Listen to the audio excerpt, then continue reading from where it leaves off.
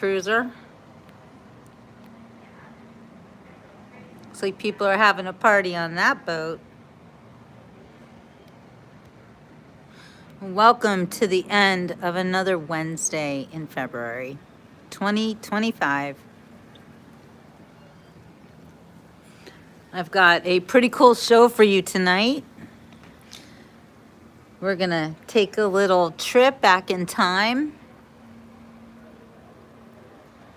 We're going to talk about America's greatest murder mystery. One of them, anyway.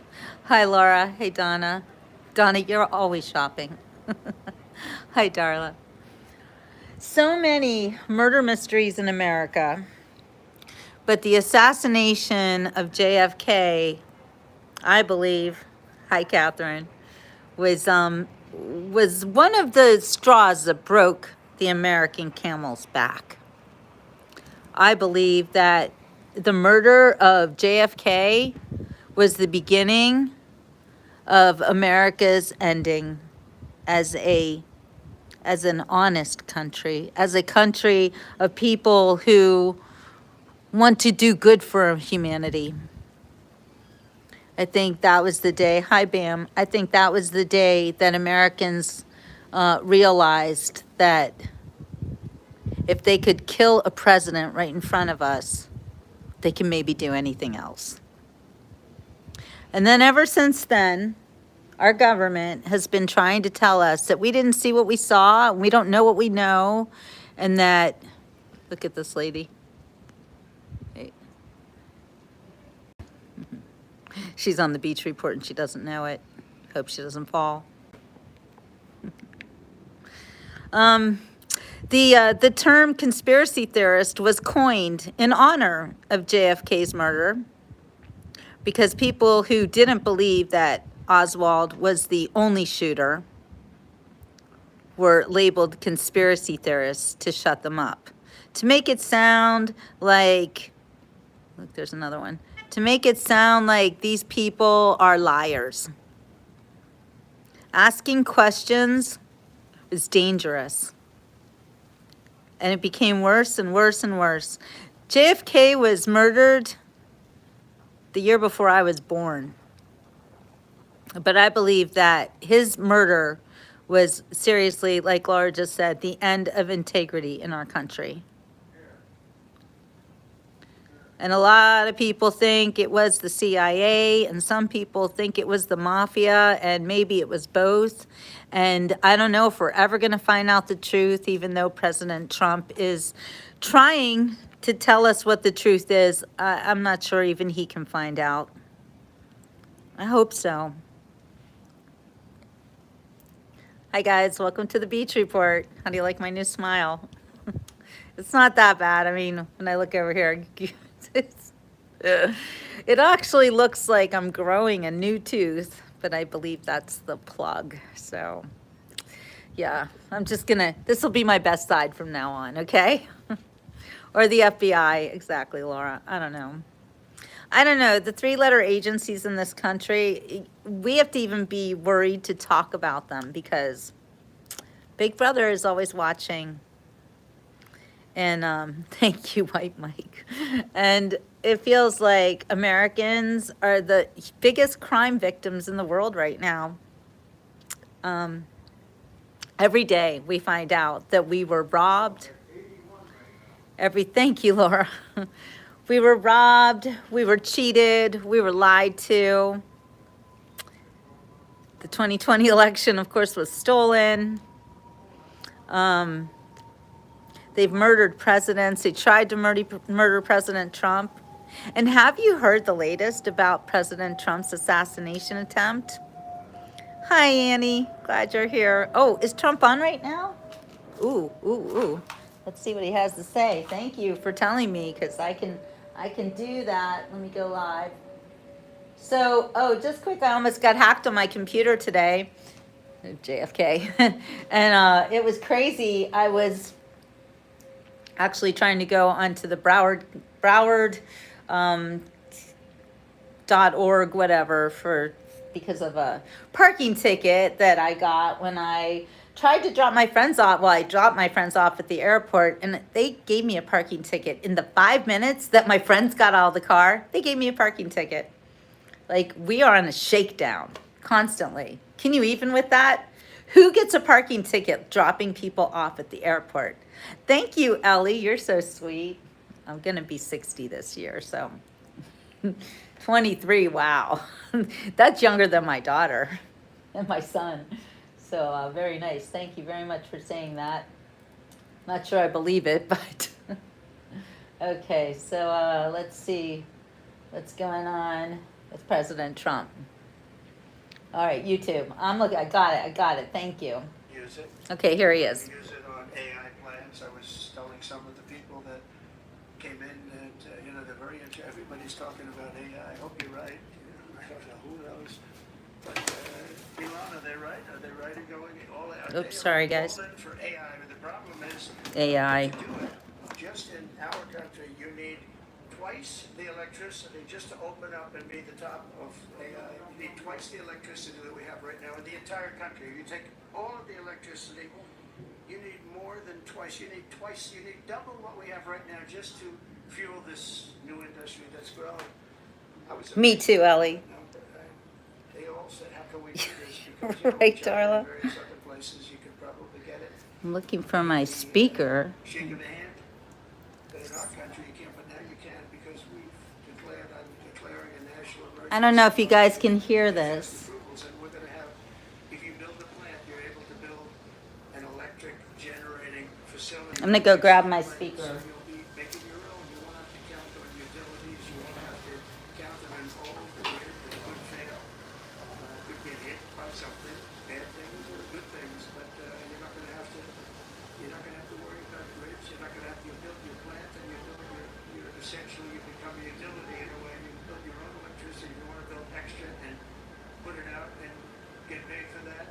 You can be able to do that. You can put it back into the grid, but you can be able to build with your plant a generating facility. We're going to get diesel out of the environment. Power on. Connected. Various groups, and we've got them unified now, but we're going to get you very fast approvals, and they'll be approved so fast your head will spin. And we're going to get that whole industry started, and we're going to be the head of it. We're leading right now. We have the greatest brain Water power. taxi. We're leading right now, and I expect that we're going to 2 be water leading by taxis. a lot, but we're going to get you the energy Sorry. very, very quickly. That would be the one thing that everybody was concerned. How do we have that much electricity when We can Los listen to the Angeles has president and look at the blackouts and boats, right? brownouts right now? And, there's a lack of electricity, but we're going to get it at levels never seen before. I ended the ridiculous Green New Scam, halting tens of billions of dollars of wasteful deficit spending.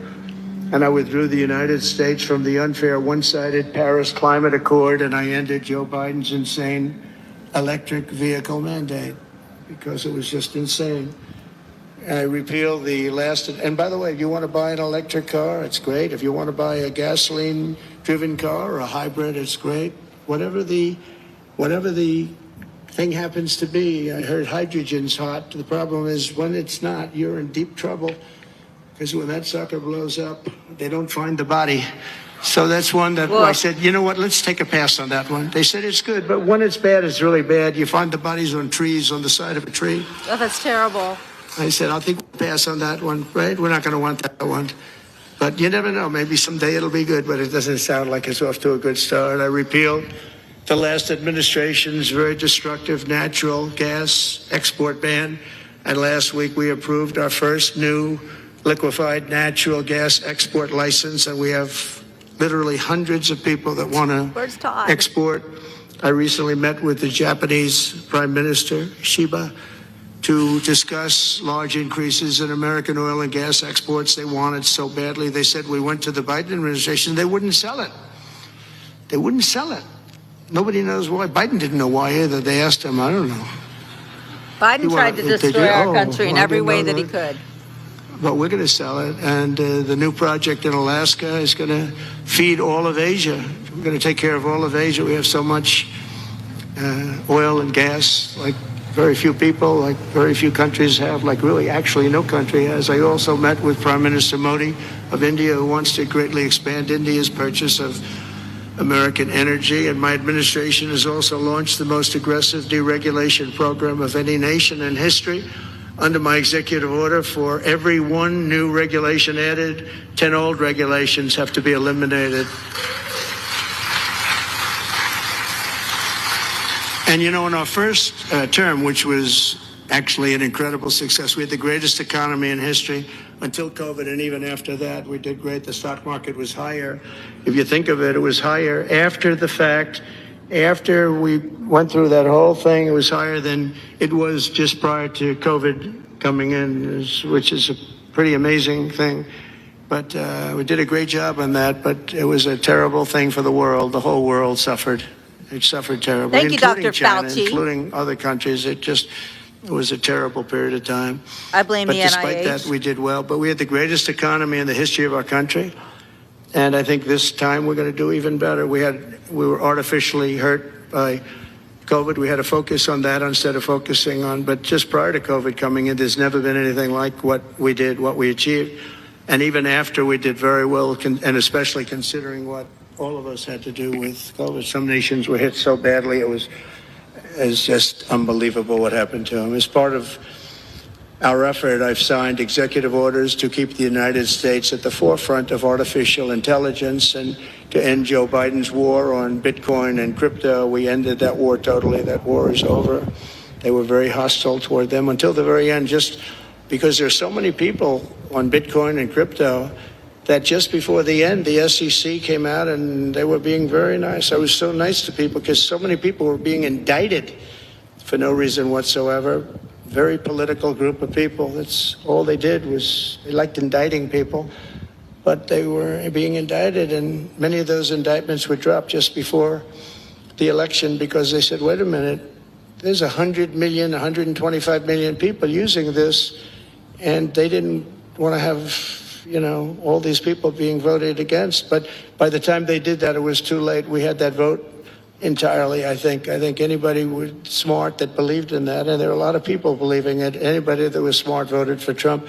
And they pulled the indictments, and I see people that were indicted. I said, I saved your life. I saved your life.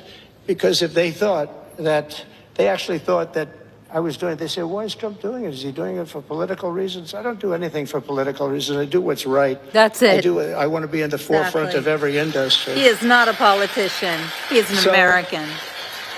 I'll be working with the Republican Congress to pass the largest tax cuts in American history.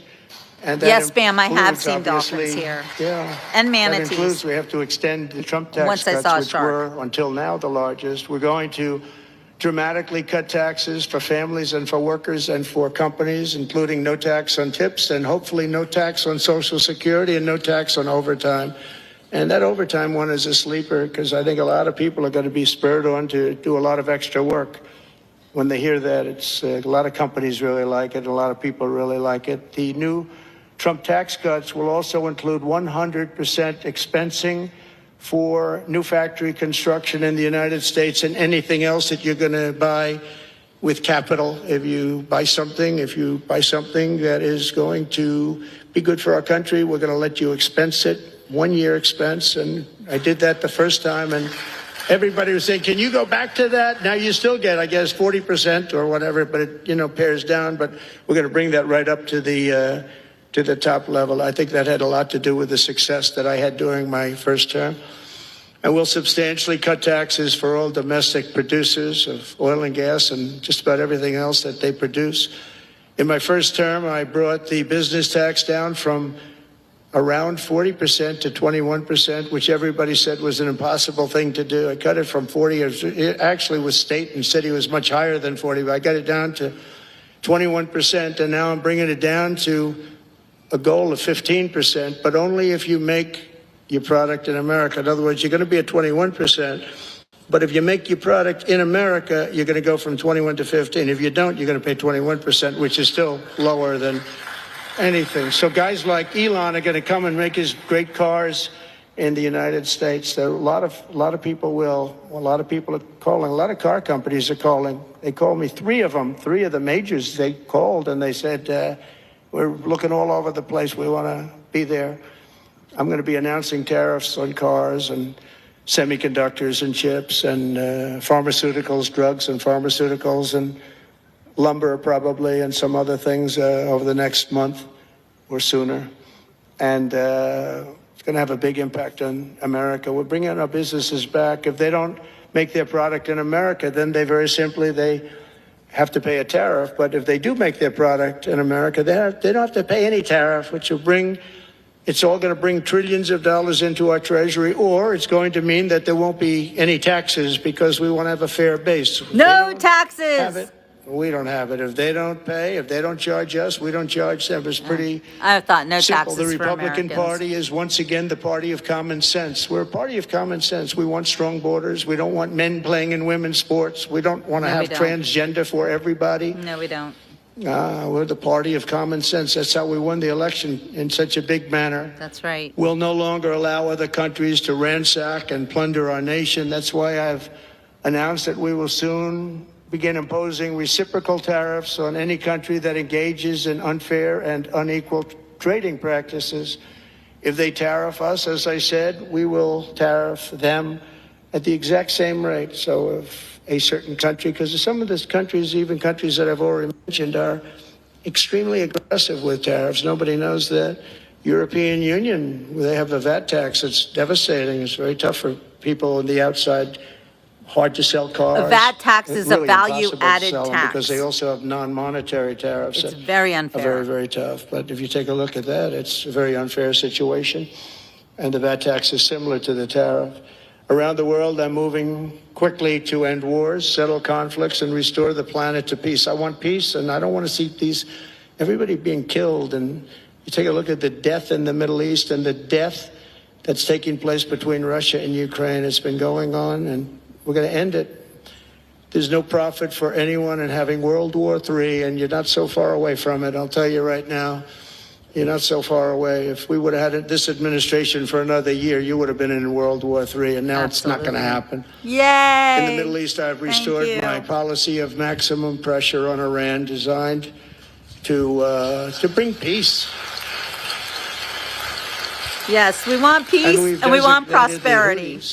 A terrorist organization. They're, destroying shipping lanes all over the place. They're making it very hard for people to get their product delivered.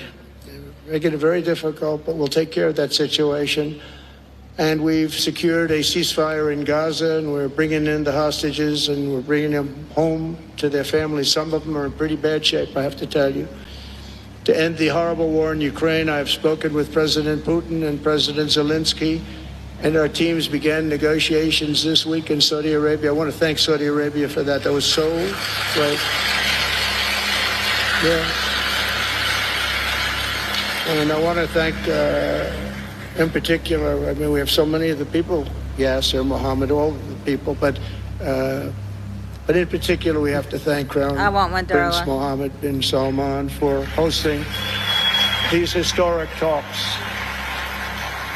And talks that went very, very well. Steve was there, Steve Witkoff was there, and Michael was there, Michael Waltz and others, and they really went well. It's a big step. We got to get that war over with. You have to see the people that are dying. I look at the pictures, the satellite pictures of the field. It's a level field. Thanks, Bam. And it looks like a modern day version of Gettysburg, and you know what that means. It is just carnage. It's horrible. And, it's not American soldiers. It's not even soldiers from the Middle East in the case of Ukraine, Russia, but it's people, it's young people from Russia and Ukraine mostly that are just being decimated. It's flat fields. And a bullet goes, and a bullet only stops when it hits somebody. And the level of people being killed in that battle, soldiers, young soldiers, in some cases old soldiers, because they're running out of people. They're running out of soldiers, one case. But think of it, a modestly successful comedian, President Zelenskyy, talked the United States of America into spending $350 billion to go into a war that basically couldn't be won, that never had to start and never would have started if I was president, not even a chance. And it didn't start for 4 years, never would have started. But a war that he, without the U.S. and Trump, will never be able to settle. They'll never settle that war without our involvement. That's why they did such a great job this weekend. That's why Saudi Arabia did such a great job this weekend in hosting. The United States has spent $200 billion more than Europe, and Europe's money is guaranteed. They get their money back. It's a form of a loan. Nobody knows that. I know that. I said, why isn't somebody saying, we do it the same way? And we spent much more money. We have to equalize. But while the United States gets nothing back, so they get their money back. It's a loan. We just give our money. And we had a deal based on rare earth and things, but they broke that deal. But they broke it 2 days ago. We had a deal because they said we're spending $350 billion and Europe gets their money back in the form of a loan and we don't. We're just giving the money hand over fist. That's the Biden administration for you. But they're no longer dealing with the same United States as they were dealing with a few months ago. Why didn't crooked Joe Biden demand equalization? And that this war is far more important to Europe than it is to us, and that there's a very big, beautiful ocean, a separation. This is, we're helping Europe. We're trying to help Europe. On top of this, Zelenskyy admits that half of the money that we sent them is missing. They don't know where the money is. That's crazy. Well, we don't know where half of it is. That's great. Wonderful. He refuses to have elections. He's slow in the real Ukrainian polls. Sherry, I'm how can blessed. you be high with every city is being demolished? It's hard to be high. Somebody said, oh, no, his polls are good. Give me a break. Every city is being demolished. They look like a demolition site, every single one of them. And the only thing he was really good at was playing Joe Biden like a fiddle. He played him like a fiddle. That's an expression we use, Yasser, to say that he's pretty easy. A dictator without elections.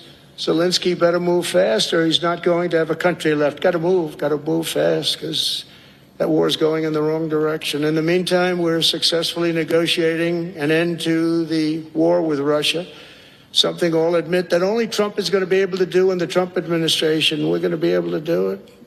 I think Putin even admitted that. Biden never tried. Europe has failed to bring peace, and Zelenskyy probably wants to keep the gravy train going. I don't know Biden what's could the barely problem, but he walk hasn't been down the able. He's street. very upset that he Couldn't wasn't even ride a invited. bike. He could have come if he wanted to, but that he wasn't invited to Saudi Arabia. But Hey, it was. he's been working for 3 years. There's never been even meetings or phone calls to stop this war. It's a horrible thing. I figure Russia's lost 900,000 soldiers. I think that Ukraine's lost probably 700,000. And it's a terrible thing. You'll see bodies and body parts all over the field, all over. We see them through very Smelly accurately cat. through satellites. I love Ukraine, but Zelenskyy has done a That's terrible funny. job. His country is shattered, and millions of people have unnecessarily died. And you can't bring a war to an end if you don't talk to both sides. You got to talk. They haven't been talking for 3 years. So we hope to see a ceasefire soon and to reestablish stability in Europe and the Middle East. Do it, Trump. Do it. Thank you very much. And as I've said before, it's my hope that my greatest legacy Hi, will Julie. be Yes, as Fort a Lauderdale. peacemaker and a unifier. That would be a great legacy. So in conclusion, the golden age of America is upon us, and I'm inviting everyone here today and every citizen across our land to take part in the most extraordinary period of peace, prosperity, growth, innovation, wealth creation, and expansion the world has ever seen. We're on our way. I mean, everyone's talking about us. 3 weeks. We're in there for a couple of days more than 3 weeks. And everyone's talking about it. You have to see the crowds of people outside. It's pretty amazing what's happening. We're on the verge of soaring markets, surging incomes, booming production, groundbreaking technologies, thrilling discoveries, and a quantum leap in the quality of life. Absolutely a quantum leap. One day, very soon, our country will have the greatest economy in the history of the world because we once again have a president who puts America first, and we put America first, and your country should put your country first. But in the end, we want America first, and when it's all beautiful, which it's going to be pretty soon, we want to help other countries, and you want to help other countries. But, I tell your leaders, and some of the leaders are in this room right now, you got to put your country first, whether it's Saudi Arabia, you have to take care of your own you got to people. put your country first. But also, As long as what you just invest in happened. America, build in America, and hire in America, that means that I'm fighting for you. I am fighting very hard for you. Together, we're going to make the United States of America bigger, better, bolder, richer, and greater than ever before. It's going to be stronger than ever before. We're going to be a peacemaker and a peacekeeper. We're going to stop people from these stupid, never-ending wars. We're not going to partake in them ourselves, but we'll be stronger and more powerful than anybody by far. And if it ever came to war, there is nobody that will be able to come close to us, but we don't think that's going to ever happen. So I want to thank you all very much. It's a great honor to be here. And I think somebody said they're going to ask questions. And I didn't say, gee, what are the questions like Biden does? I say, just ask, it doesn't matter. That's right. You ask a question and I give an answer. So I think, Richard, you're going to come up and you're going to give me some questions. Thank you very much. Thank you. Thank you very much, Mr. President. Please, a round of applause for the President of the United States of America. Thank you. Thank you, President Trump. Greatest president of our time. Americans need Mr. to come President, first. thank you for accepting to take a few questions. 20 years ago, I don't know if you will remember, we were under the same roof in Orlando and you were delivering an amazing speech in front of 3,000 sales reps, giving them the best advice to be successful. So what is the best piece of advice that you have ever received? Well, I think I was watching my father. You know, my father was a very hard worker, and he just worked hard. And he was very smart. He had good genetics. His brother was the longest-serving professor in the history of MIT, Dr. John Trump. And my Dr. father John was every Trump. bit as smart, but my father was Uncle John. had to work. He was older, and he put his brother through school. In fact, he once said, boy, I put him through so much school. He had 3 different degrees, and they asked him to stay on at MIT, but my father was the same ilk. And I noticed that my father was a happy man.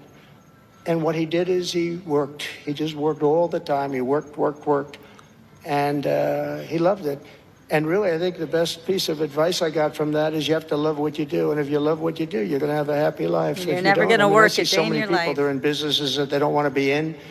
They're in businesses that, you know, they're bored in or they're not good at. They don't have a natural ability at it. There is such a thing as natural ability, whether it's sports or acting or anything else. I mean, some people have an ability for something. Try and find that ability, but you have to love what you do. If you love what you do, you're going to be, at least you have a good chance of being successful.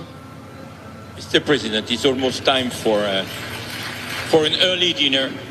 So if you are throwing a dinner party and you can invite 3 fascinating guests, living or dead, who would you bring? Well, they're all questions. sitting right in the front row. Oh, they're all sitting in the front Yes, row. sir. Are you ready? Mohammed, are you ready? Steve Witkoff, and we have the most important person, at least until the World Cup is over, is here. Johnny, stand up. He gave the United States the World Cup. Johnny, thank you very much. I didn't know you were here. That's very good. He's the king of soccer. That's not bad. And you've done a fantastic job. You know, but it's very interesting. When I was president, I got the World Cup, and I got all of the, you know, we have the 200, so that fell in this administration. That's a big deal, 250 years.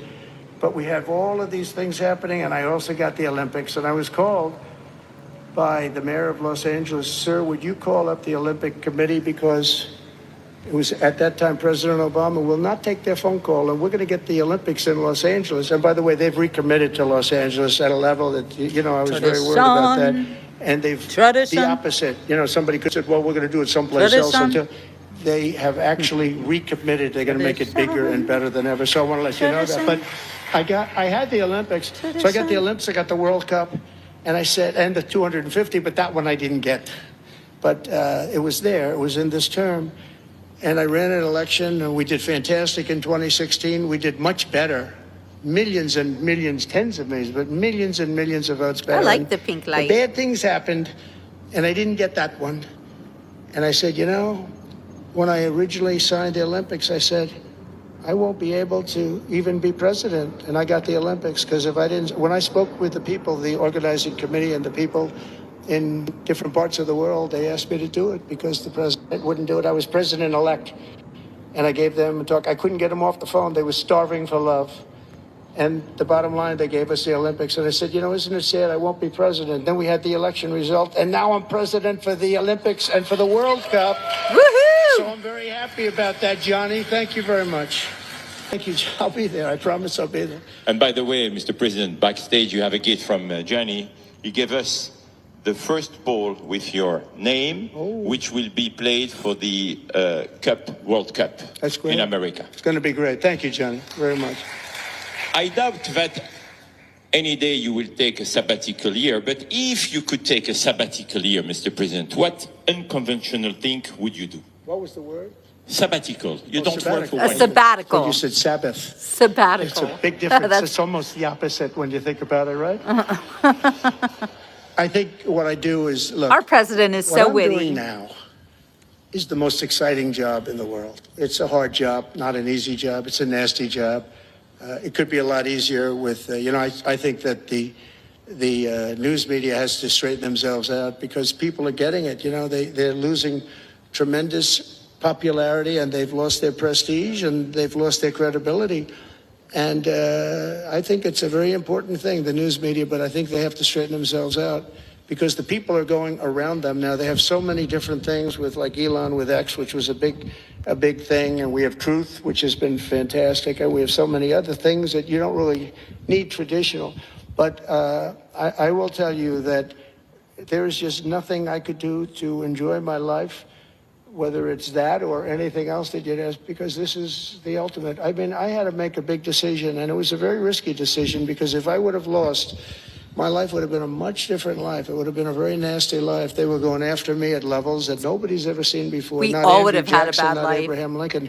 The historians say that the president that was treated the worst by far by the media and overall was Andrew Jackson. In fact, his wife died of heartbreak. I didn't know that. They were treated really rough. And Abraham Lincoln was second, but he had a civil war. You can understand that. But nobody was treated like me. Nobody. And I will tell you, you learn a lot about yourself. But there's nothing I'd rather do. I had to make a decision. Do I do this? Because if I lost, it would have been very, very bad. It was dangerous, actually, very dangerous in so many different ways. And I decided to do it. And I said, I have to win, because if I don't win, I spoke to a friend of mine the other night. He said, if you lost, it would have been it was actually Sean Hannity just before we did the interview last night. He said, boy, if you would have lost, you would have had a tough life. You would have had a very tough life. So We all would have been destroyed if he had lost. In this decision. Could you imagine what the libs would have done to us in another 4 years? It's a great honor to win by with this cackles? much, to win all 7 swing states, the popular vote. Popular vote doesn't get won that much by Republicans for whatever reason. I think that's changing. Yeah. Because, again, we're the party of common sense, and they're the party of some real bad things. And I think they'll change. I think they have to change. It would be wonderful. I'm going to be having lunch with some of the Democrats next week, and it would be wonderful if we could work together. I think working together would be great. He wants to But try. they have to change. You can't get elected on the programs that they want, and that's really what America wants to see. So there's nothing I'd rather do than what I'm doing right now. When we started this conference, Mr. President, Yasser and I, His Royal Highness the Crown Prince told us, I want that to be the place where people will come to understand where to invest in terms of geographies and sector. So what is the best investment you have made in your personal growth, Mr. President? Well, that's a good question. Well, I was involved in real estate from, most of my life. And it was, guys like Witkoff will tell you I was really good at it. And I was successful at it, very successful at it. I've been involved in things prior to being president, but during the last 4 years, I followed sort of the trends, and I've made a lot of money with following some of these trends. And, it's, again, it's something that you do. I really believe that some people have instinct. I think I've always had an instinct for making money. I make money. And I went into show business. I had one of the most successful shows on television. I wrote books, and they were everything he touches turns to Virtually gold. Every book was a big bestseller, some really big bestsellers. And so I don't know. It's whatever I do, I just want to make it successful. It's very important to me. There are many ways to make money. You can be in many different fields. And a lot of them is being in the right country. If you're in a certain country, our country was actually getting very bad, a very dangerous place, actually. Bad things were happening. But if you're in a certain country, you have a chance to do well. And no matter how good you are, if you were born into the wrong country, you're not going to make money. Now, you can do other things. You can attain power, I guess.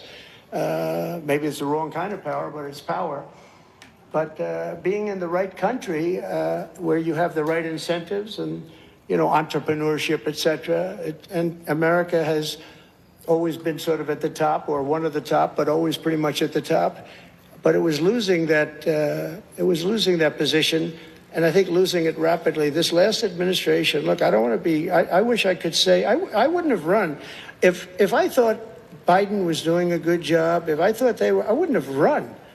Because as I said, it was very dangerous to run in a lot of ways. In fact, my ear will show that when you look at it closely. My ear has that throbbing feeling every once in a while, but it was dangerous in a lot of different ways. But he was so bad that I had no choice but to do it. If I thought he was doing a great job, I wouldn't have run, and I would be very happy. I actually wanted him to do a good job. I was saying, do this, do that. I'm telling them, do things. They should have done what I said. And but I would have been very happy not to have run, and frankly to have seen somebody do a good job. But our country was going to hell, and I really sort of had to run. Yes, he did. If you were a historical ruler, would you prefer to rule during war or peace? Well, I want to be, again, a peacemaker, and I want to keep us out of war. But sometimes to do that, you have to have a very strong country. You have to have a very strong military. And as I said, we have a much stronger military than anyone would know. We have the best equipment. And I bought a lot of it. I rebuilt our military in the first 4 years. I rebuilt it. We gave a lot of it away to Afghanistan, to the Taliban. Stupidly, but that's a very small amount relative. It was billions and billions, but it's still a very small amount relatively to what we built. But I largely rebuilt our military. Now I'm going to have to do it again because so much has been given away, so much has been treated so badly. But to keep peace, you really have to. I have a thing: strength through, and I mean it. You really have it.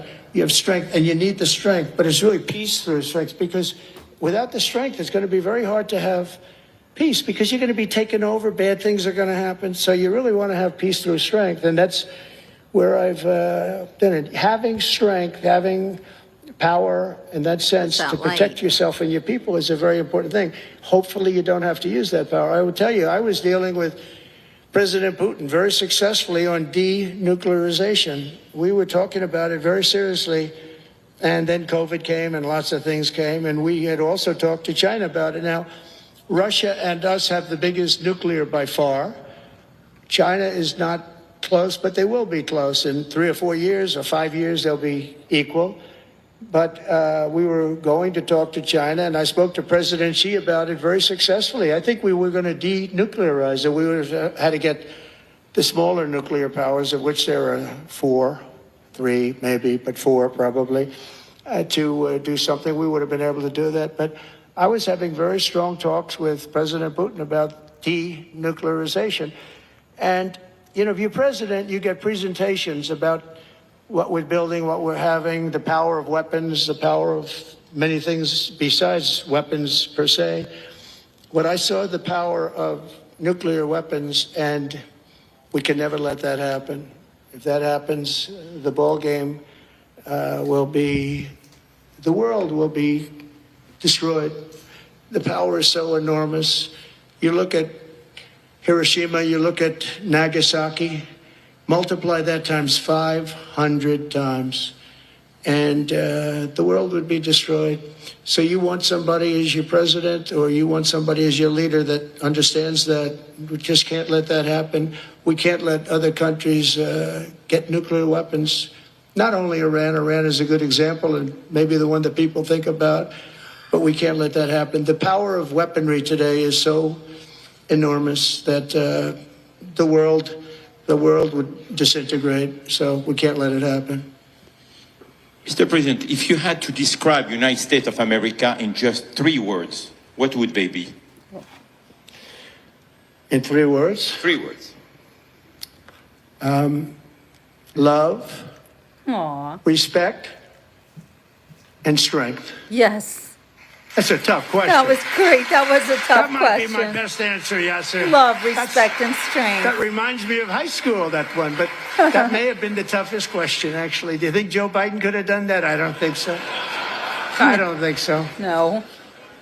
We're almost at the end, Mr. President, but talking about United States of America, what is one cultural habit in the US business that the rest of the world could learn from? Oh. What is the best practice that Well, I think we love our families, but I think a questions. lot of the world loves their families. You know, I was speaking to the head of Mexico because I complain constantly about people pouring in. Now our border is the strongest border we've ever had. We've gone from the worst border ever in history to the strongest border. But I was speaking to the president of Mexico, a very wonderful woman, actually, and I said, we were talking about drugs. You can't let people come through your country and come into the country. You know, I was not that nice, but they understood what I was saying. And she said something that really got me. I said, you're not a big drug taking nation. And she said, no, we are not a consumer. And I said, a consumer, what an interesting word. We're not a consumer nation. We're not a consumer of drugs. I said, what an interesting, and why is that? She said, well, we have very strong family values. I said, but we do too. We do too. We have very strong. Our families are devastated by what's happening with fentanyl, and China will not be doing. We're going to make a deal with China. They were not letting that happen anymore. And I had a deal, by the way, before I left. I had a deal with President Xi where they were going to give the maximum penalty to anybody making fentanyl and sending it into the United States. And their maximum penalty is the death penalty, and it would have stopped. But when the election turned out to be a rigged election, but that's okay. When election turned out to be, it was an election that shouldn't have Not happened. okay. All the things that happened. I'll give you an okay. example. We wouldn't have had October 7th, Israel attack. We wouldn't have had Ukraine and Russia fighting. We wouldn't have had inflation. We wouldn't have had all of these things that, happened. But in speaking with her, she said about family values, I said, well, you're not really saying anything there because we have great families too. We have great family values. She said, plus we advertise a lot. I said, ooh, you mean you advertise about how bad drugs are? Yes, we do. We spend a lot of money on advertising. And I said, unbelievable. That was such a great conversation because we're going to spend hundreds of millions of dollars advertising how bad drugs are so that kids don't use them, that they chew up your brain, they destroy your teeth, your skin, your everything. Nancy Reagan And tried I that in thank the you for 80s. that. I make so many calls and I never learn anything from anybody. I know everything and I never learn anything from anybody. And I spoke to this woman. As soon as she said it, she didn't have to say exactly what. I said, exactly. What a great idea. And I think we're going to have, and I saw pieces of it, we're going to go in with $100 million and then another $100 million initially. But I saw some of the ads and they are really violent. I said, you have to make them strong. Your skin practically comes off after a period of time. You lose your hearing. You lose your teeth. It is terrible. And we show this happening to people. And I think we're going to, we did very well we had blue ribbon committees headed up by the First Lady of the United States and a lot of other people that, they have no idea the viciousness of these cartels and these people. And they're smarts. They're very smart, tough people. Making a fortune, by the way, an absolute fortune. But we got it down 18%, which was a record. But 18% is not great when you think about it. I think we could get it down 50 or 55 or maybe even 60% with advertising. So she really gave me something. I was going to call her and tell her that she did, but now I don't have to call her because she's going to be seeing this right now. So to the president of Mexico, thank you very much. I appreciate it. But we're going to do a great advertising campaign saying how bad it is, how drugs are so bad for you. My last question, Mr. President. You have mentioned briefly in your speech about the legacy. What would you like your legacy to be, if you can tell us more about it? That I came into a country that was great, but is in trouble. And I made America great again, and I got it out of trouble, and people respect America now, and we were a country of peace, and we brought peace to the rest of the world. Got that right out, Liz. Thank you. Thank you very much, Mr. President. Thank you very much, everybody. Thank you.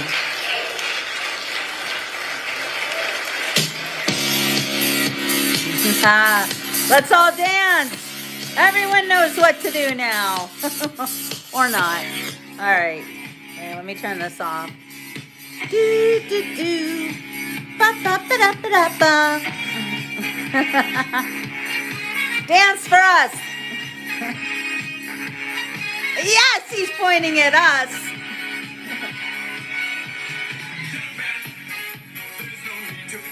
I want to see you dance.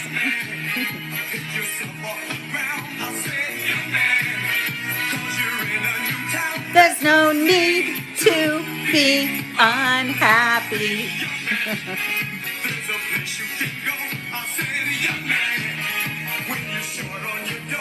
Can stay there. I feel like we're doing live rally coverage All right, here on I'm not Lakeside going to play the whole Broadcasting song. Network They're as the going to president spoke demonetize there me for anyway. quite some time Whatever, in Miami whatever. for the They don't want me to FII make money. conference there, of course. Yeah. Yeah. Conservative women aren't allowed to make money. I don't know why. It is what it is. It's okay. God takes good care of me. Anyway, so President Trump kind of took over my show tonight, which I was going to do a show about President Kennedy. Okay, so my roommate, Sue, she actually saved, or her mother and her father saved all of these amazing relics of Kennedy. So this is a memorial issue from the Boston Sunday Globe. And then we have one, this was a look back at President Kennedy, like 10 years later. Thank you, Sherry. I know I love these earrings. Yeah, my friend Joe Tavano made these earrings. My, wait, let me show you guys this. Look at this. How cool is this? This memorial issue came out, look at that, November 17th, 1964, almost exactly 1 year before I was born. Guys want to see the earrings?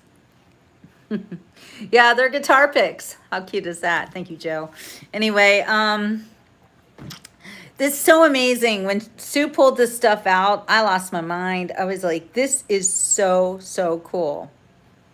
Because again, I believe that President Kennedy was the beginning of the end of integrity in America. And his murder, I think, will probably forever be a mystery. I gotta close this. There's skeeters out there. Hold on. The screen. It's dark now. You guys got to see the sunset and the lights come on and the boats come out. So, yeah, I'm thinking maybe I should do my JFK show tomorrow. I don't know. I want to talk about President Trump's speech, and I love the questions that he was getting. I didn't even realize until the end of his speech that he's live in Miami, so he's literally down the street from where I am in Fort Lauderdale. Oh, thank you, Sherry. Yeah, tomorrow's fine. Okay, thanks, Bam. But yeah, I'm gonna have to change my title and everything. But anyway, so I don't know about you guys, but I have been kind of beside myself with the news that our country has been robbed, raped, and pillaged. It's probably can't say that R word, but anyway, and it's, I'm just speaking rhetorically, but I don't know about you. I told you guys the other day, I'm not going to file for taxes this year. Well, I don't know. It seems like maybe we should file for taxes because we might get a huge refund or a huge payback. I don't really know. So I'm not really sure what to do, but I feel very, very angry with the way that the Democrats were literally criminals. They're still criminals. There's some news today that this is crazy. So the JFK library was closed. Wait a minute, let me get that news up here. Sorry. Yeah, so the big news is that the Democrats are super angry about DOGE because they're losing their grift. I mean, I guess if you're making millions, billions, and trillions of dollars off of the American taxpayers, you're going to be kind of angry when your grift ends, right? And that's about what's going on. Yeah, I actually should probably sell these earrings. I know Joe knows where to get them. But seriously, so you guys got to listen to these headlines. Oh my God, they're freaking out. They're freaking out so bad. Under attack, JFK's only grandson rips DOGE family members in series of vulgar social media rants. Oh, that ought to be good. Here's the other, that was from Fox News. This is from the New York Times, and always the headlines are kind of funny because you can tell who's who. JFK Library in Boston temporarily closed after DOGE cuts, Kennedy family says.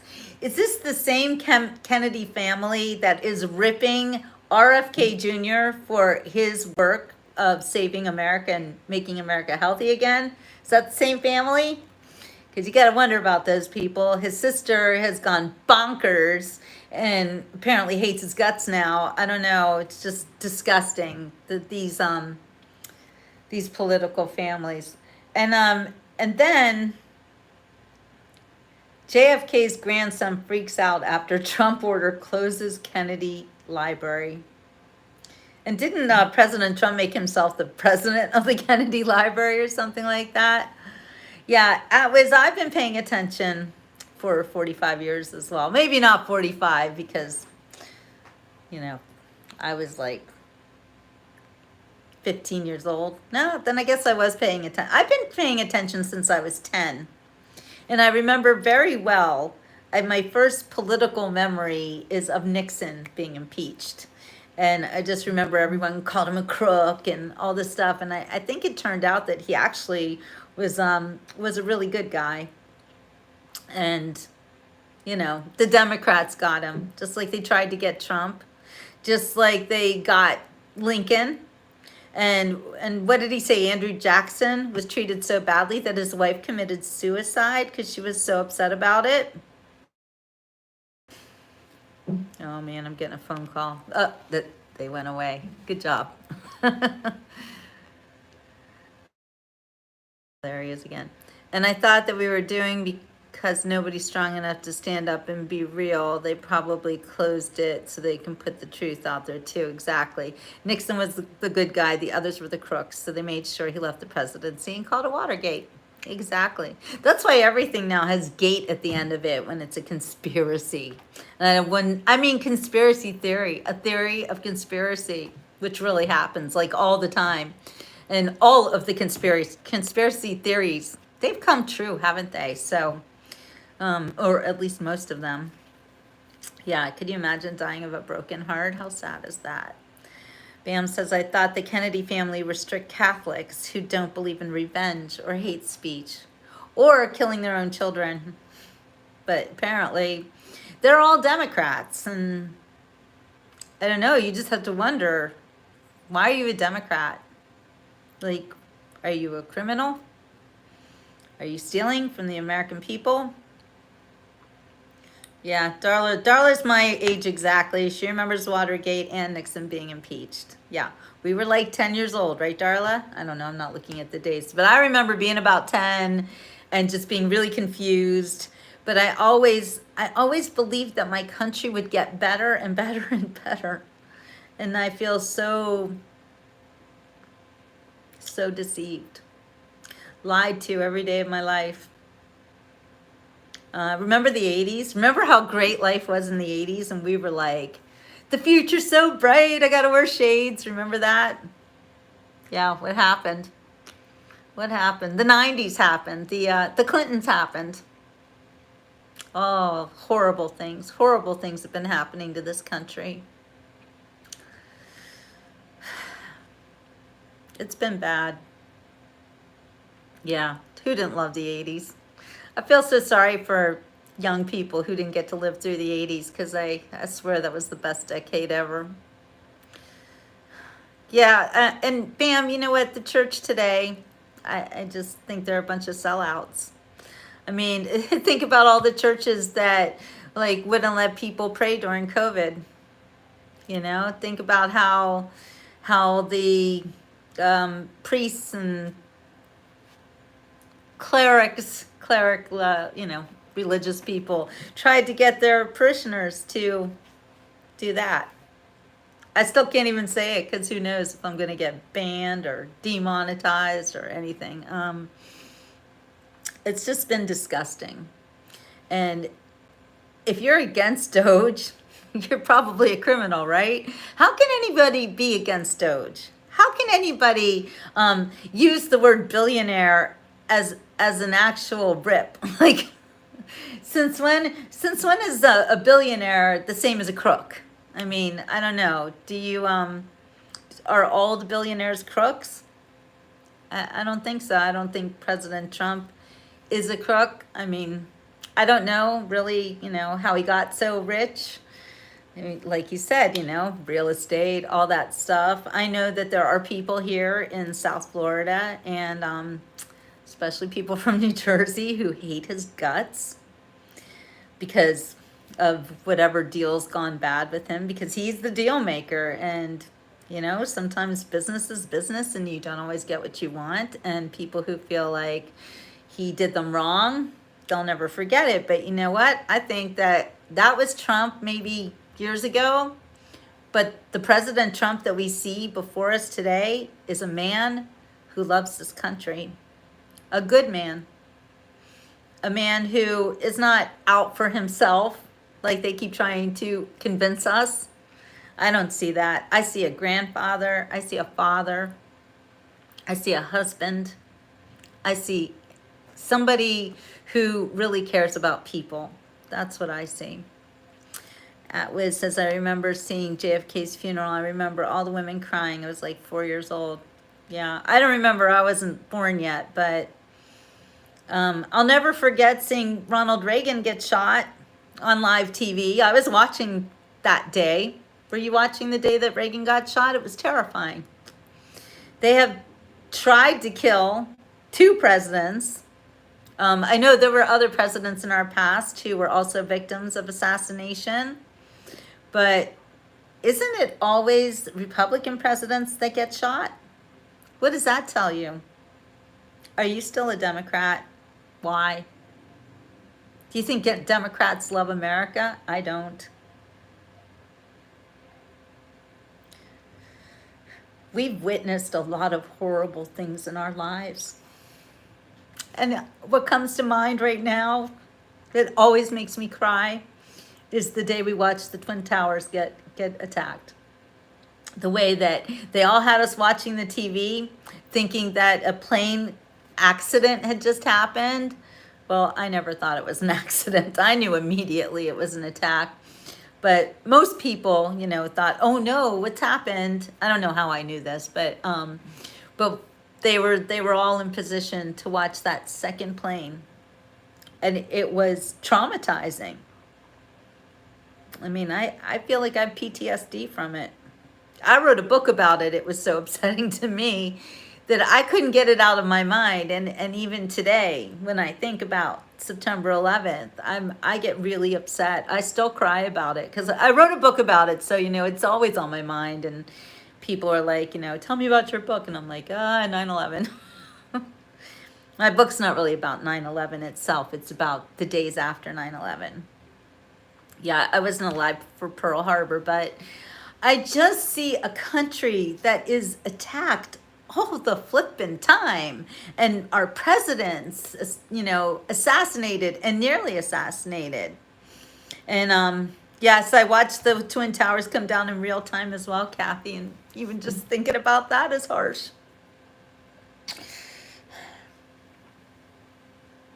Did you hear about, I know his last name is Lutnick. I think his first name is Howard. He was, I think like one of the CEOs or CEO of Cantor Fitzgerald on the 105th floor of one of the towers. I don't remember which one, but every single employee, it's like 650 employees lost their lives. Did you know that Lutnick asked all those employees to donate a portion of their income to give to the families of all those people who lost their lives. And they all did, and they never complained. They didn't say, why should we do that? They just did it. I think they like raised like, well more than $100 million. And then they all worked really hard to bring Cantor Fitzgerald back to life. And I understand that Lutnick paid every one of them back and then some. That's a good guy. And I think he was just, he's one of Trump's, wait, I'll look it up. He's a cabinet pick, I believe. Let me look it up. Yes, he was just confirmed. Senate confirms Lutnick to lead Trump's Commerce Department. I mean, when it comes to like big, I think I have to go out and come back in. Can you guys see me? Can you hear me? Yes. No, Cantor Fitzgerald was a financial firm.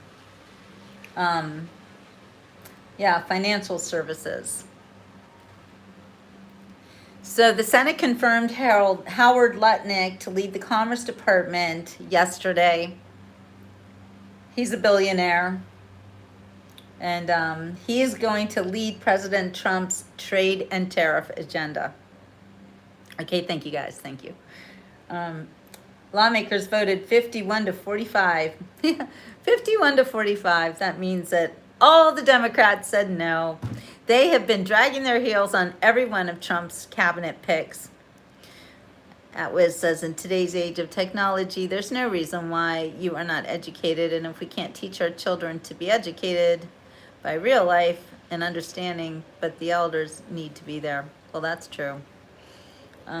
That's why the Department of Education needs to either get out of town or be revamped, because it's a problem. Because clearly the Department of Education was a huge failure.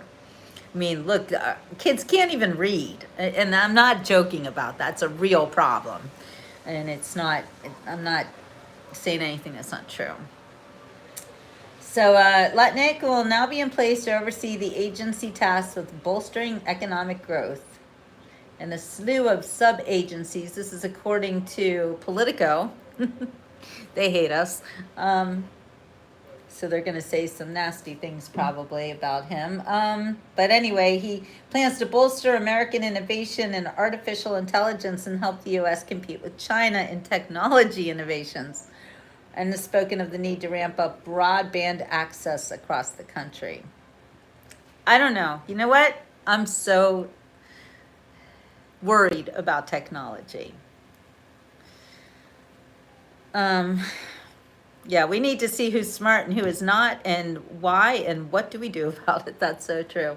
But I am concerned about technology because it seems like some really not nasty characters are in charge of artificial intelligence and the computer. So today I was, I don't know if I mentioned this earlier, but today I'm on my computer and all of a sudden everything freezes and some starts happening, and don't turn off or don't restart your computer, you're gonna lose everything. You know, something illegal is going on. Like, it was crazy. So it says call this number, right? I call the number. And this woman with a very Indian accent, like not Native American Indian, if you know what I mean, she answers the phone.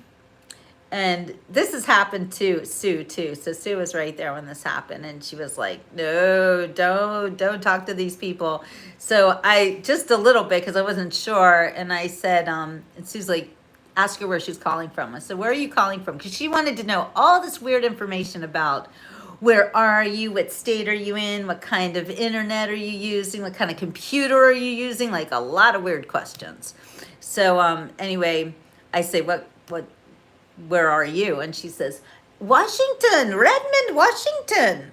And I'm like, yeah, I don't think so. I said, your accent makes me think that you're not American and that you're a scammer. And she goes, all right. And I said, see you later, bye. She's like, goodbye. She knew she was a total scammer. So if that ever happens to you and your computer starts screaming and beeping and frozen, just turn it off. Turn it off and reboot it. And don't go to that site that you hit that sent you there again. So that's all I can say. Don't call the number. Look up the number for Microsoft or whatever. I think this one was Microsoft. I don't know. I don't remember what it was anyway. I did file a complaint and told them what happened.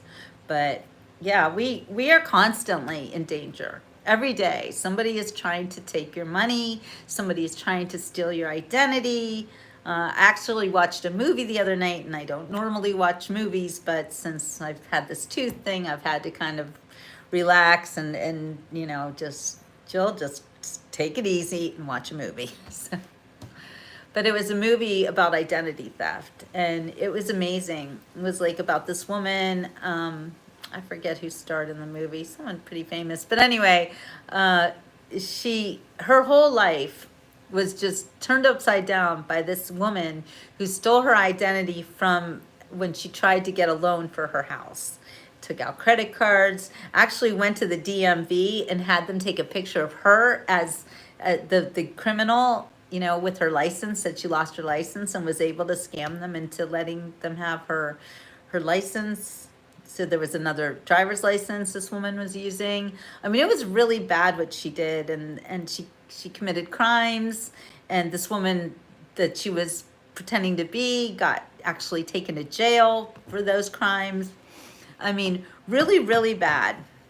Yeah, isn't it funny, Bam? Bam says, just realize that everything we type is saved somewhere. Yeah, so true. You know, the crazy, the media scare tactics. DOGE has your information. Oh, get out of here. Everyone has our information. It's not DOGE, it's China, it's every one of them. And DOGE isn't using our information to hurt us. They are trying to help us. Atwiz has a lot to talk about. Yes, you're right. You're right, Atwiz. Seeing America wake up is very, very, it's encouraging. Watching President Trump get reelected was so encouraging. I was so scared. I believed that America was smart enough to know that they were being conned by cackles, but I wasn't so sure that we were going to get through it. And when we did, so happy, right? So amazing that our country is not really full of crazy Democrats who hate our guts. That was great to find out. Oh, that was my parents were Democrats too. Well, my mom, my dad was a Republican. My mom was a Democrat. And I told him that I only voted for the lesser of the two evils. I told him the Democratic Party was not the party what they knew, and that it never really was. It never really was.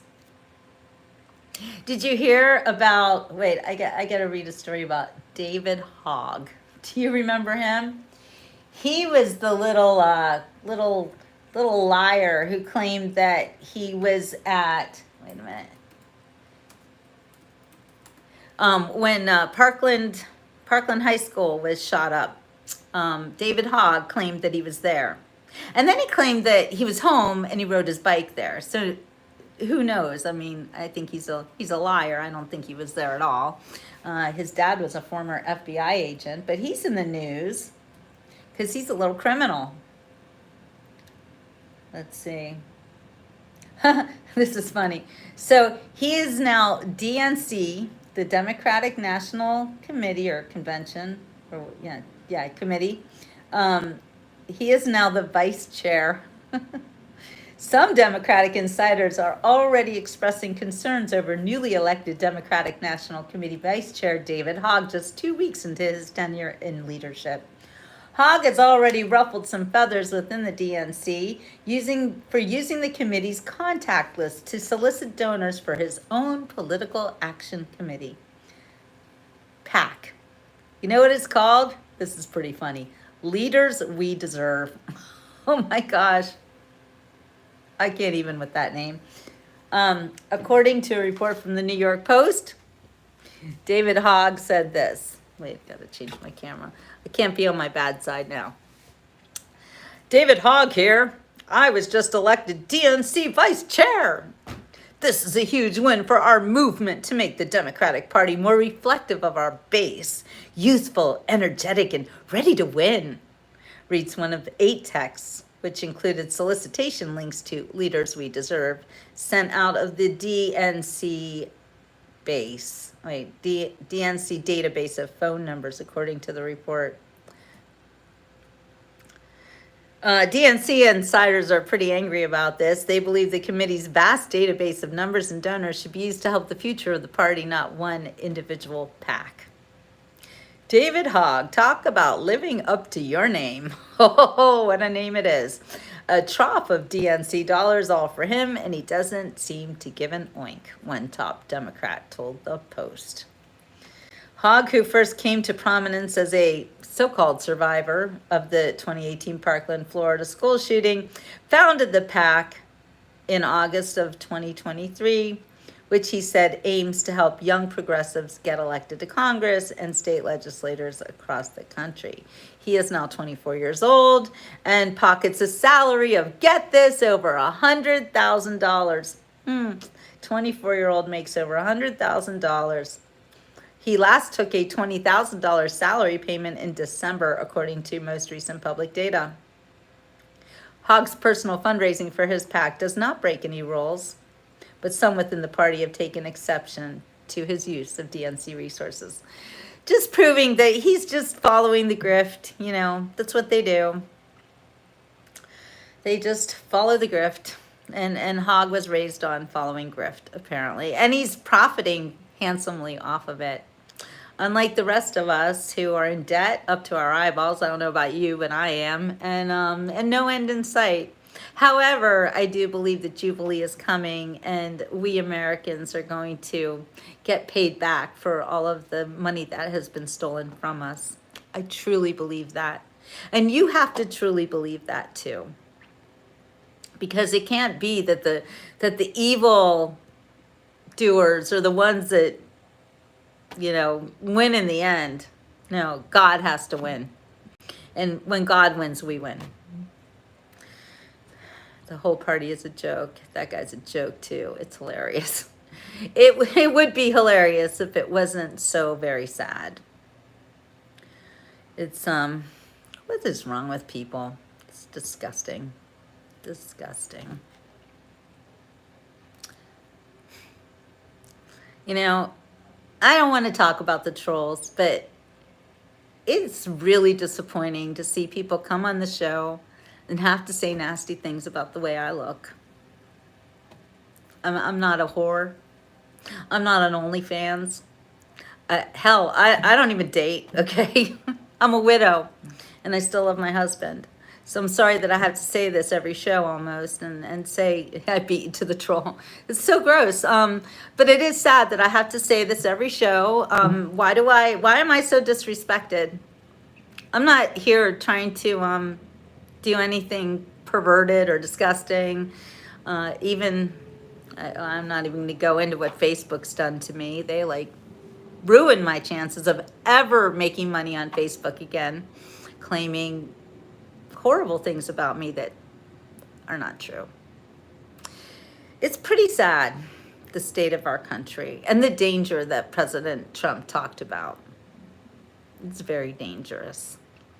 I don't even think it's jealousy, Darla. I just think that people these days, some people, not you guys, of course, but some people get on the internet and they just can't shut their mouths. Like, I don't know if they talk like this to people in real life, but some people just need to, I guess, express their disgusting thoughts to the world and show us all who they are. I think it's gross. Yeah, it is the evil all around us. Trolls are looking for their short girls so they can go home. Donna, she takes it off. But yeah, no, I know it's not me. It's definitely not me, because I'm not out here trying to talk about anything disgusting. I'm sad. I'm sad when I see people talk like that to me or to anyone. I don't deserve that kind of disrespect.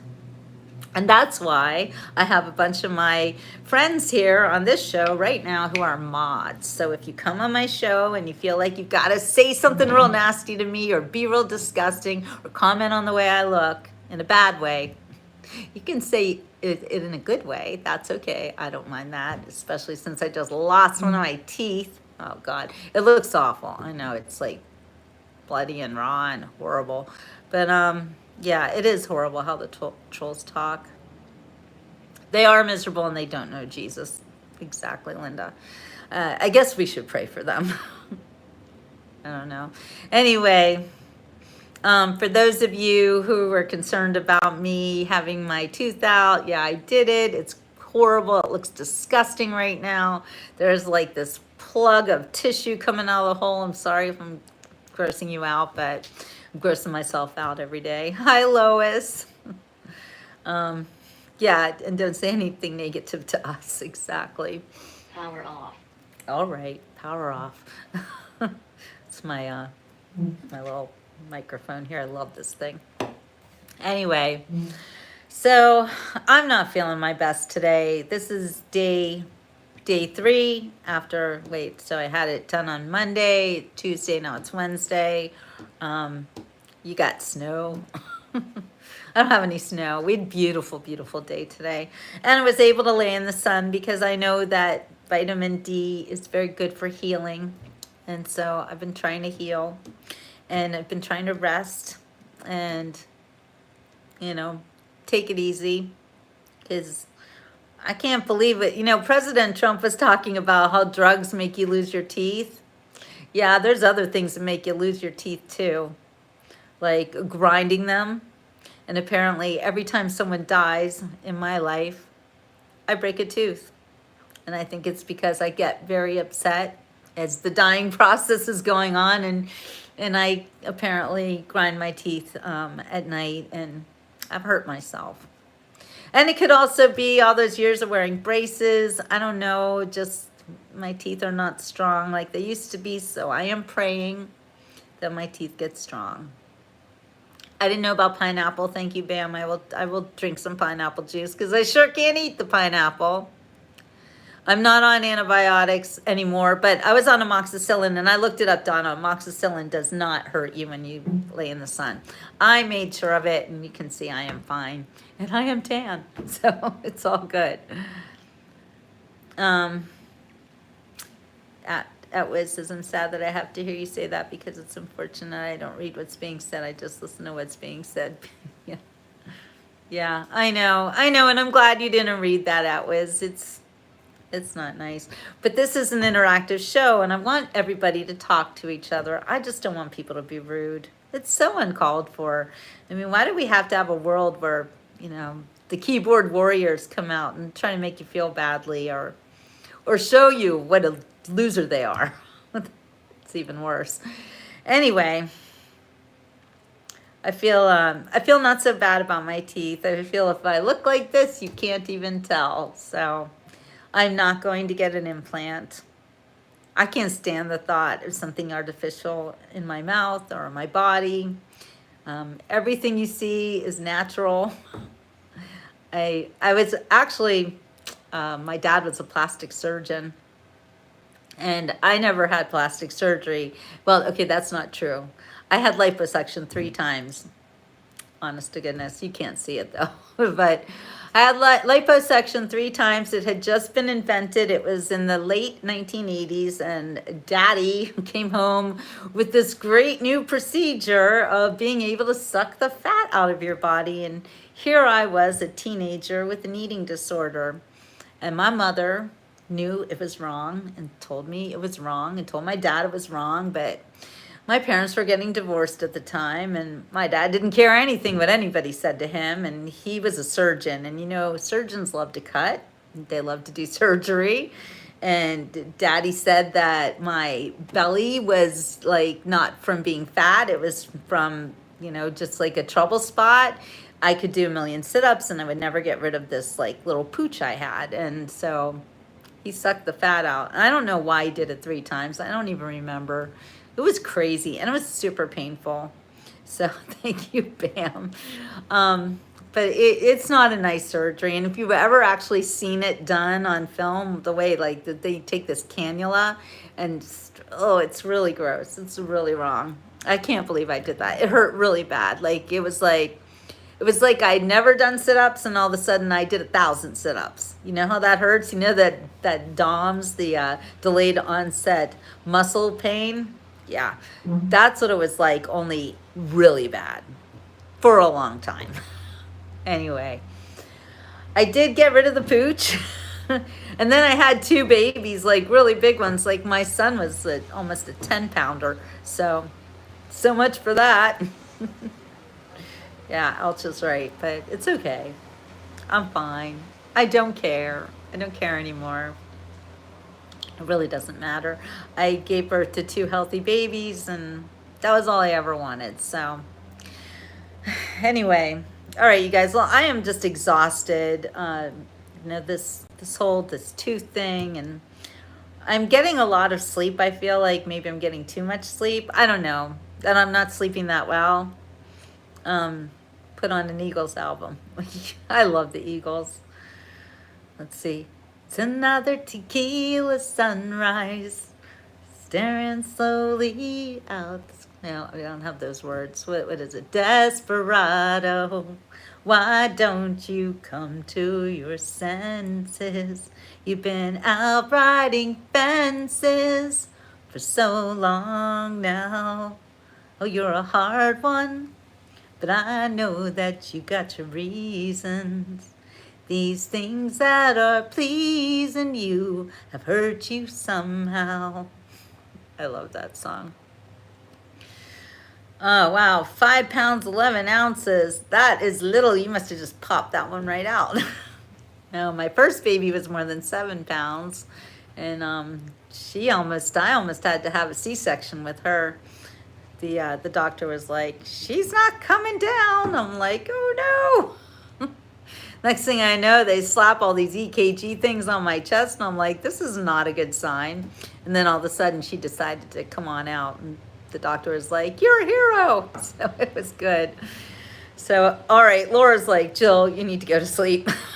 I do. I've had it with this day. This is a very difficult day for me. And, wow, you little baby, Starla. Waking up to feel this like weird plug thing in my tooth is really freaking me out, grossing me out. And thank you, Catherine. I was so glad I could show you the baby ducks today, but when I watched the replay, you don't see how I got to pick up a baby duck. I did. I picked him up, and he was so cute, and he was so soft. And Mama Duck wasn't mad at me at all because I was actually saving him from being in a bush. But she was like, when I picked him up, he was like, beep, beep, beep, beep, beep. And he was really upset. He was like, put me down. And I looked over and I saw Mama. I thought she might come and be mad at me. And she was like, don't worry. She's helpful. She saved you guys yesterday or the day before or whatever last week. So Mama Duck knows that I am friendly. Unlike some of the other people that live in our building. They want to kill ducks. Can you even? But most everyone in the neighborhood loves the baby ducks. So we're watching them. And I'm going to make a reel of the baby ducks after this. So stay tuned for that. It's super cute. They're so funny. They're like so fast that it looks like they're on fast forward replay or something. But they're really like, so adorable. Yeah, Mama Duck is great, right? She is calm and she really loves her babies. But we did notice that 2 are missing. And there's a lot of predators around here, just looking at those little fellows. So everyone in the neighborhood who likes ducks, we're all trying to save them. And you saw me earlier. I was trying to get them out of the street. We live on a cul-de-sac, but there's still cars around. And it just was like, it was dangerous because they were everywhere, 14 little ducks. So anyway, I got them to go in a safe place. And so save the ducks again. Ray would be very proud. All right, you guys, I gotta go to sleep. I gotta take a load off. Take a load off, Sally. Anyway, I can't even sing. I'm like, whoa. All right, you guys. Thank you for the hearts. I love you guys too. And Please like and subscribe if you haven't already, because I'm trying to grow my YouTube channel so that I can do even better shows for you. And so you need to tell all your friends and you need to help me out because I cannot do it by myself. All right, you guys. Yeah. Laura counted 14 on Monday. Really, Laura, did you? Are you sure you counted 14? Because that's really good news. I thought I counted 16. And one of the neighbor ladies said she counted 16 too. So I'm glad that you counted 14. I know you were counting them hard, Laura. Thank you. So maybe they didn't die. I hope not anyway. All right, you guys. Thank you for your concern about my tooth and the baby ducks and just everything, your love and your support. Little George, little feet. No. What does that mean, Atwiz? What do you mean you think it's Annie? Where's Annie? Annie was here a little while ago. I don't see her anymore. Anyway, I love you, Annie. I love you, Laura. I love you, Atwiz. I love you, Bam. I love you, Darla. Who else? I love you, Laura. Who else is on here? I love you, Catherine. Where's Kathy? Oh, I love you, Donna. I love you, Linda. All my friends. All right, you guys. I'm crazy tonight. Okay, ciao for now. Bye, guys. Thank you. Oh, Sherry, I love you too. Oh, I got mail. Thank you, Donna. I'll see you tomorrow. There's Kathy. I love you, Kathy. I love you special. Kathy, man, she saved my life once. Well, more than once. Kathy's been a very good friend. I'm very blessed. I have very good friends. Oh, the band Little Feat. Lil George the guitar. I like Little Feat. All right, you guys. Ciao for now. See you on tomorrow's beach report. Thank you, Kathy. What's tomorrow? Oh, tomorrow, Rick Hengeli is playing at Double Roads. If you are anywhere near Jupiter, Florida, you can come and say hi. I'm going to be at Double Roads tomorrow. I think it starts at 5 o'clock. And Rick's going to be playing guitar. So, yeah, right, Donna's going to be there. Woohoo! We're going to have fun. So, stay tuned for that show. Oh, Terry, I love you too. Okay, you'll have to replay because I can't be on too much longer, but I just wanted to tell all my people that I love them. And if you haven't said anything, I love you too. All right, you guys. Full of the love. Ciao for now. See you tomorrow.